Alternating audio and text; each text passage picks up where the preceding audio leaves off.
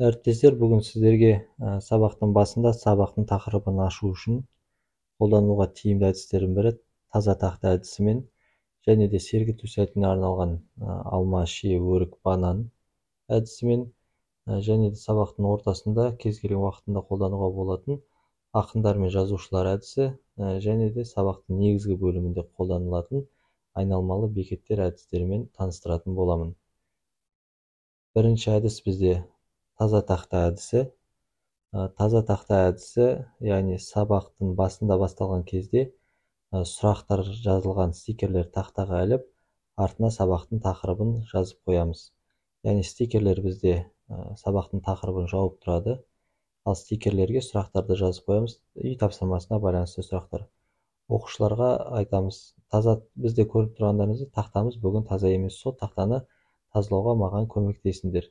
Яғни әр оқушы шығып өздеріне кез келген стикер таңдап, сол жақтағы сұрақтарға жауап беріп, үй тапсырмасына берілген тақырыпты бір жағынан қайталап өтеді. Қайталап болғаннан кейін, бүкіл стикерлер алынғаннан кейін, бүгінгі тақырыбымыз тақтада жазылып шығатын болады. Яғни әр бала алған сайын ақырындап стикерлеріміз азайып, сонымен біздің сабағымыздың тақырыбы осылай ашылады. Келесі әдіс бұл сергіту сәтіне арналған алма, шие, өрік, банан деп аталатын әдіс. Яғни оқушылар орындықтарды алып, шеңбер болып орналасып отырады. Отырғаннан кейін мұғалім әр оқушыға алма, шие, өрік деп ат қойып бөліп береді. Одан кейін мысалы айтады, шие деген кезде кімге шие түсті, солар орындарынан тұрып, орындарымен алмасады. Немесе алма, өрік деп екеуін бірге айтса да болады. Шие, алма деп айтса, сол кезде кімге шие, алма түсті, солар орындарынан тұрып алмасады. Орындарымен алмасып жатқан кезде мұғалім бір баланың бос тұрған жерге отырады. Сол кезде барлық алмасып болған кезде бір оқушы орынсыз қалады. Ары қарай ойынды сол оқушы жалғастырады.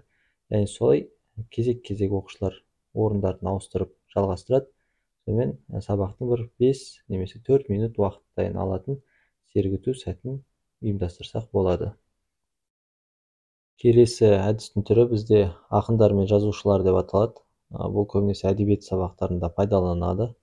Яғни топтағы оқушыларға 3-4 минут аралығында өздеріне уақыт беріледі. Сол уақыт ішінде оқушылар ақындар мен жазушылардың аттарын өздеріне жазып жатады. Яғни екі топ екі жаққа отырып жазады. Одан кейін кезектесіп жазылған заттарын оқиды. Бір топ бірінші айтылған тұлға, егер екінші топта қайталанатын болса, ол соны сызып тастап отырады. Қай топтың тізімінде тұлғалар көп болса, яғни қалып қалса, сол топ жеңіске жетеді. Бұны тек қана әдебиет сабағында емес, сонымен қоса басқа да сабақтарда қолданса болады. Мысалы, география сабағында қолдануға болады. Яғни оқушыларға екі топқа бөліп, мемлекеттердің атымен жарыстыруға болады, немесе қалалардың аттарымен, астаналардың аттарымен, одан кейін әртүрлі жағдайда қолдана берсе болады, яғни тақырыпқа байланысты. Келесі әдіс бізде айналмалы бекеттер әдісі деп аталады. Яғни сыныпты 3 немесе 4 топқа бөлеміз. Оларға сұрақтар беріледі, талқылауға арналған сұрақтар. 10 минут уақыт немесе 5 минут уақыт беруге болады, себебі тақырыптың күрделілігіне байланысты. Және де ескеретін зат, әр топқа әртүрлі сия берген дұрыс, себебі қызыл, көк, жасыл қылдар бөліп тастасақ, себебі постерге жазылған зат қай топ қандай үлес қосқандығын білу үшін. Одан кейін бір топ бір аялдамада тоқтап, бекетте тоқтап, өзіне қатысты затты жазып болғаннан кейін, уақыт біткен кезде келесі айналдырамыз. Келесі топ келесі бекетке барып, сол жаққа өзінің үлесін қосады. Сөйтіп, барлық топ әр бекетте тоқтап шыққанға дейін бұл жұмыс жалғаса береді.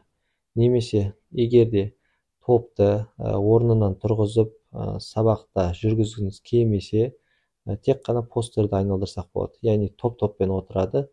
Уақыт біткен кезде тек қана біз постерді орнымен ауысамыз. Яғни бірінші топта тұрған постер екінші топқа, екінші топта тұрған үшінші топта тұрған төртінші топқа ауысып, тек қана солай постерді айналдырсақ болады. Назар салып тыңдағандарыңызға рахмет. Каналға тіркеліп, лайк басып, колокольчикті басып қойыңыздар. Алдағы уақытта тағы да түрлі әдіс тәсілдерді салып сіздермен бөлісетін боламыз.